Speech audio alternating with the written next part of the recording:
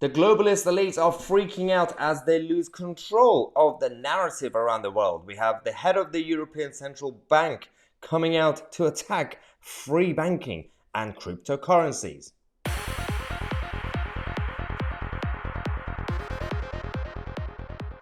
Okay, let's talk about Christine Lagarde, who is now the head of the European Central Bank.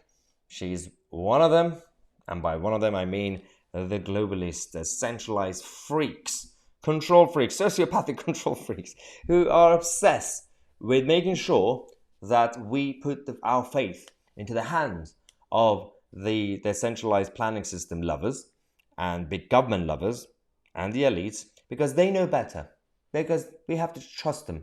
Things will be much better. You might not own anything in the future, but you will be happy. Just trust us. This is what they're saying. So right now there is a massive move, decentralization, massive move against the current system. The global finance, the model that we have, is no longer working. You know, the model that we created since the beginning of the 20th century, thanks to America, is now backfiring on us. So now we have a massive appetite from the general public around the world who want decentralization. They're creating cryptocurrencies. And the central banks, they say, well, how do we counter this movement? Oh, yes, we will create our own digital currencies. This is what she's talking about. Watch this.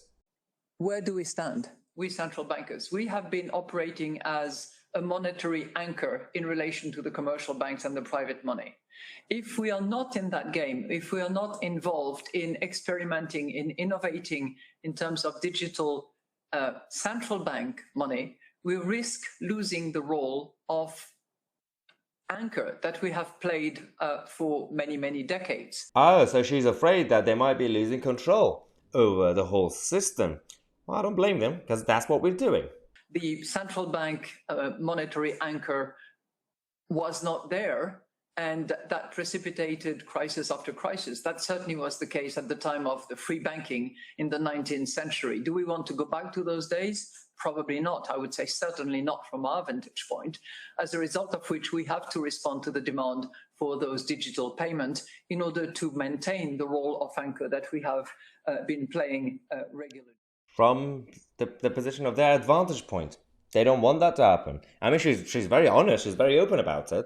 She doesn't want to go back to the 19th century, late 19th century, when prosperity actually started to happening, but it was more localized and regionalized and decentralized. And she says there were problems that were created. Yes, problems for big governments, problems for centralized planning systems. Yes, for you guys. You wanted to have full control over it and you couldn't do it. But now you getting rid of the gold standards, for example, and things like that, and creating the fiat currency, which is basically fake money, and you keep printing your fake money, and you keep doing quantitative easing, and you think that's the reality. That's not real life.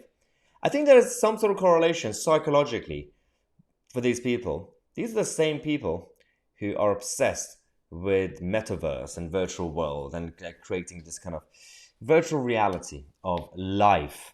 You know, first they started in the 20th century, late 19th century, the fiat currencies. That was fake money. Then they decided to do fake communication. And then, now the world that we're going towards, everything's going to be virtual and digital and fake. Nothing wrong with digital. I'm very much in favor of technology. But the way they want to take advantage of it and misuse it, because they want, as the new Prime Minister of Italy said, they want each individual to be a number. But we want to have our own self-identity and have self-determination. There's nothing wrong with that, but they just don't want to listen to us. That's the problem. Hope you enjoyed this content. We're going to come back in half an hour. Subscribe to the channel. On my Tousi, and we are the media.